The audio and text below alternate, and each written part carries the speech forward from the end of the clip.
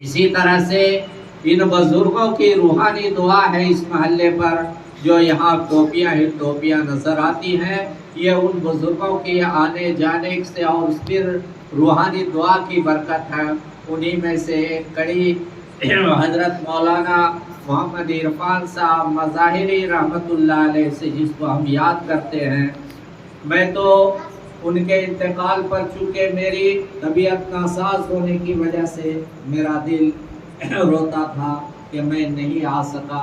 اور مجھے بہت افسوس ہوا اس وقت۔ یہ حضرت مولانا محمد عرفان صاحب رحمۃ اللہ علیہ، جس طرح سے مولانا نعمان صاحب چھوٹے بھائی تھے، مجھے بھی اس حیثیت سے بھائی جانتے تھے اور برابر سمجھاتے رہتے تھے، ایک مربی کی حیثیت سے نصیحت کرتے رہتے تھے۔ آج وہ ہمارے درمیان نہیں رہے، ہم ان کے تعزیتی طور پر گویا کہ بیٹھے ہوئے ہیں۔ یہ حضرت رحمت اللہ علیہ کی روحانی دعا کی برکت ہے کہ یہ خانقاہ عرفانیہ جو قائم ہوا، ہمیں دیکھ کر کے بہت ہی خوشی ہوئی کہ اس گاؤں میں یہ خانقاہ اور پھر یہ ذکر کی مجلس، اور پھر اسی پر بس نہیں بلکہ جو مسجد نبوی میں آپ صلی اللہ علیہ وسلم نے مسجد نبوی کی تعمیر فرمائی، اور اس کے ساتھ ساتھ صفحہ کو بھی قائم کیا، اور وہاں بھی طلباء کو داخل کیا اور علم دین کا کام شروع کیا۔ انہوں نے بھی اپنے خانقاہ کو تیار کیا، اور اپنے خانقاہ کے تیار کے ساتھ ساتھ جہاں ذکر کی مجلس ہوتی ہے، جہاں بڑوں کی تربیت ہوتی ہے، وہاں بچے اور بچیوں کی تربیت کے لیے بھی انہوں نے اپنے خانقاہ میں تعلیم کا سلسلہ رکھا۔ وہ ایک صفحہ کی یادگار ہے کہ صفحہ کی حیثیت سے انہوں نے قائم کیا۔ یہ بہت بڑی ان کی قربانی رہی، جو کہ بتایا جاتا ہے، ابھی میں نے ایک حدیث پڑھی کہ جب انسان دنیا سے گزر جاتا ہے تو ان کا سارا عمل رائگاں ہو جاتا ہے، بیکار ہو جاتا ہے، کوئی عمل کام، سارے اعمال چھوٹ جاتے ہیں۔ لیکن 3 اعمال ایسے ہیں جن کا سلسلہ جاری رہتا ہے۔ کچھ تو ایسے ہوتے ہیں، دنیا میں بھی انسان کے 3 دوست ہوتے ہیں۔ ایک دوست وہ ہوتا ہے جو ان کا مال ہوتا ہے، جب کسی کا انتقال ہو جاتا ہے اور مال اس کا ساتھ فوراً چھوڑ دیتا ہے، اس کا وارث کوئی اور ہو جاتا ہے۔ اسی طرح سے اس کا دوسرا دوست رشتہ دار اور اقارب ہوتے ہیں، جو ان کو لے کر کے ان کے قبر تک جاتے ہیں، اور قبر میں جانے کے بعد ان کو پھر ان کا پیچھا چھوڑ دیتے ہیں۔ لیکن اعمال ایک چیز ایسی ہے جو ان کے ساتھ ساتھ رہتا ہے، تو رشتہ دار، اقارب، دوست، احباب سارے لوگ قبر تک جاتے ہیں اور پھر واپس آ جاتے ہیں، لیکن اعمال جو ہوتا ہے وہ اعمال صالحہ اس کے ساتھ جاتا ہے،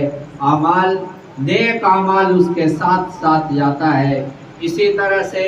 حضرت رحمت اللہ علیہ اس حدیث کے پیش نظر کہ انہوں نے صدقہ جاریہ کے طور پر علم کو چھوڑا، انہوں نے اپنا خانقاہ تیار کیا، اور اس میں تعلیمی سلسلہ بچے اور بچیوں کی تربیت کے لیے، تعلیم کے لیے، دین کے خاطر انہوں نے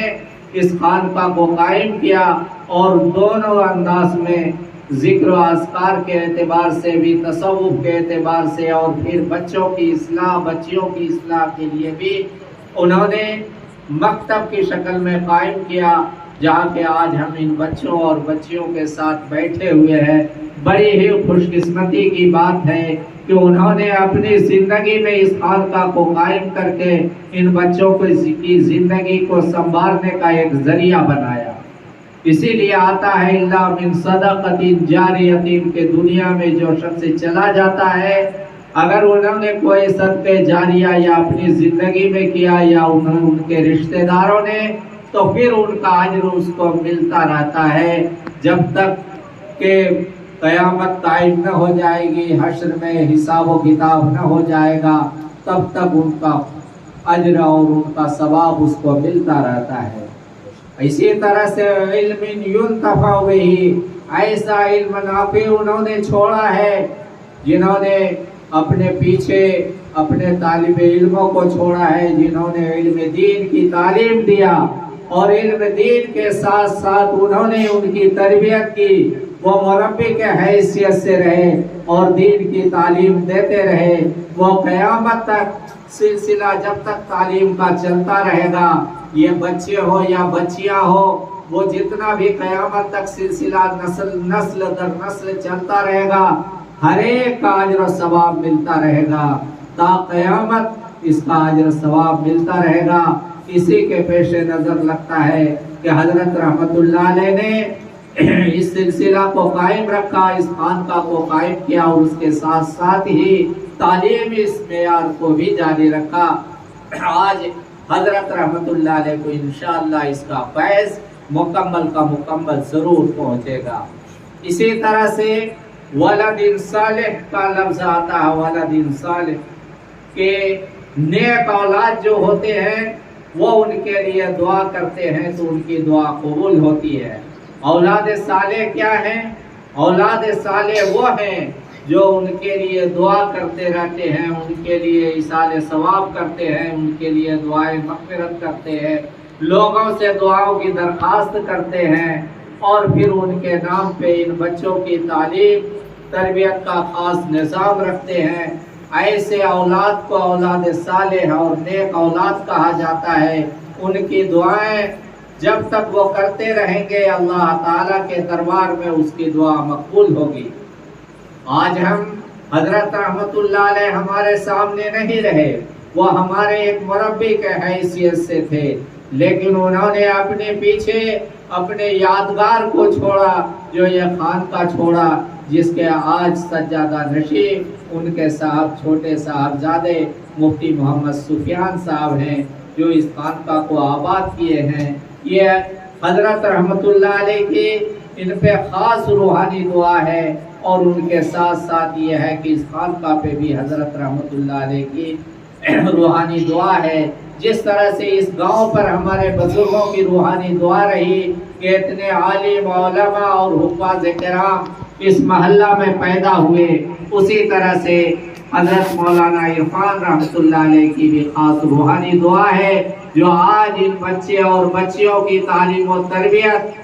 اور تعلیم کو مغرب بعد سے میں یہاں رہ کر کے ان کے تعلیم و تربیت کو دیکھ کر کے مجھے بہت ہی مسرت اور بہت خوشی ہوئی کہ حضرت رحمت اللہ علیہ نے اپنے خانقاہ میں یہ بہت بڑی دولت چھوڑ کے گئے۔ سب سے بڑی دولت یہ ہے کہ